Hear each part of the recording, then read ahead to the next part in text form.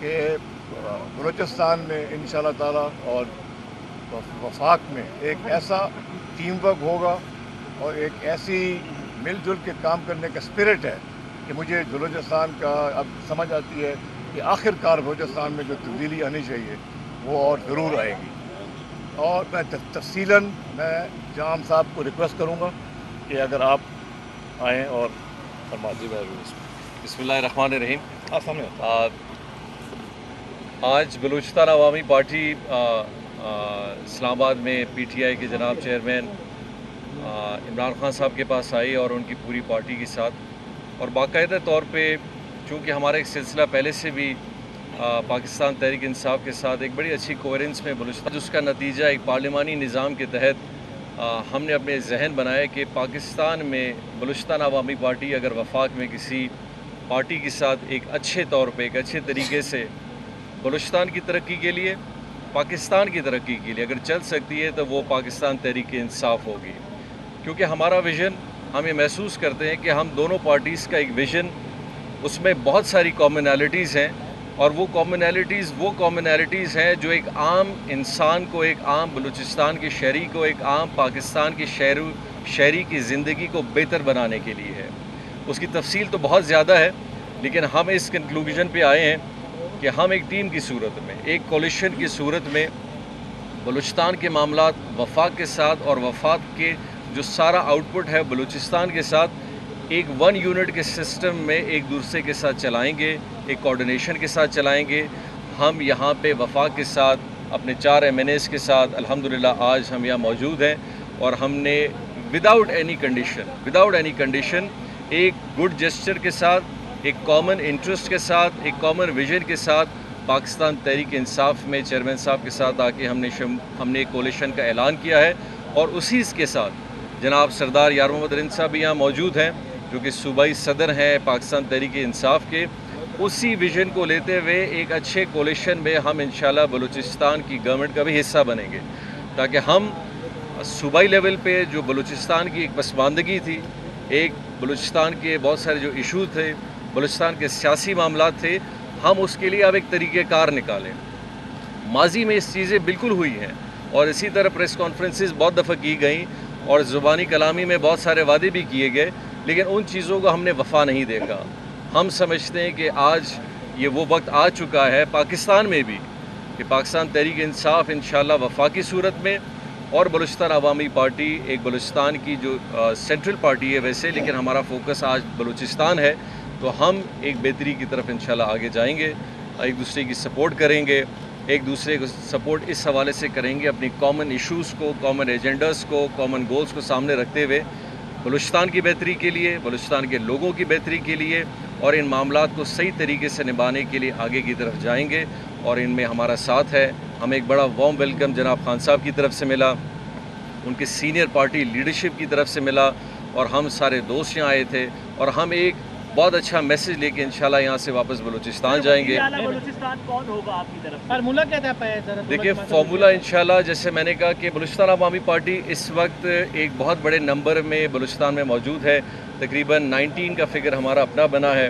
ہمارے پاس 7 کولیشن کے اور لوگ آئے ہیں، اور پاکستان تحریک انصاف نے بھی جو ہمارے ساتھ ایک کولیشن کا کیا ہے اس کے ساتھ ہم ایک سمپل میجورٹی سے بھی آگے بڑھ چکے ہیں، اور ایک کنکلوزیو اور ایک جوائنٹ انشاءاللہ جو پارلیمانی ہمارا نام ہے انشاءاللہ وہ آج تک یا کل تک انشاءاللہ آپ اس کو سامنے ضرور پائیں گے.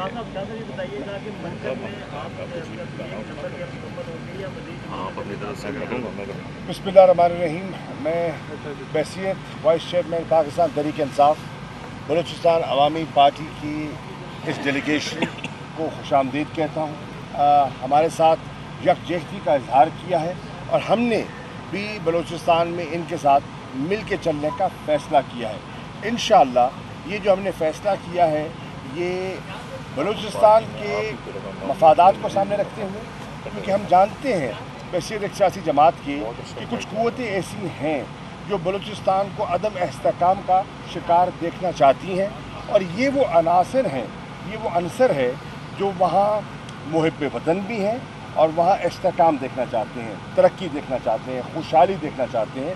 تو ہمارے جو کور ایشوز ہیں वो कॉमन है और उनको हमने लेकर आगे चलना है। मैं बलूचिस्तान की आवाम को खराज तहसीन पेश करना चाहूँगा कि जिन्होंने मुश्किल हालात में धमाका हो गया। जिस दिन पोलिंग हो रहा था कोयटा में एक अफसोसनाक एक वाक़या होता है, उसके बावजूद 41 अमवात होती हैं, उसके बावजूद लोग डरते नहीं हैं और बलूचिस्तान का टर्नआउट जो है वो बड़ा एक मिसाली टर्नआउट होता है।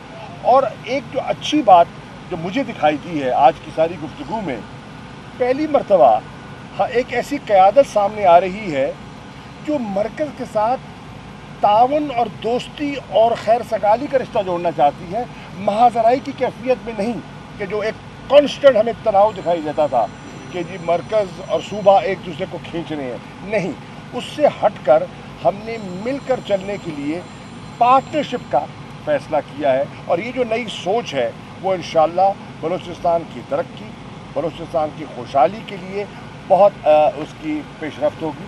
मरकज़ में अल्लाह के फजल से तहरीक इंसाफ कंफर्टेबल मेजॉरिटी हासिल कर चुकी है और इंशाअल्लाह इसमें मज़ीद बेहतरी के इम्कानात मौजूद हैं। आपने एक सवाल पूछा था चीफ मिनिस्टर की नॉमिनेशन का। देखिए, इस वक्त जो सीटें बलूचिस्तान अवामी पार्टी के पास 15 सीटें जीत के आए थे, 4 इंडिपेंडेंट और शामिल हो गए हैं, तो ये 19 पे पहुंच गए।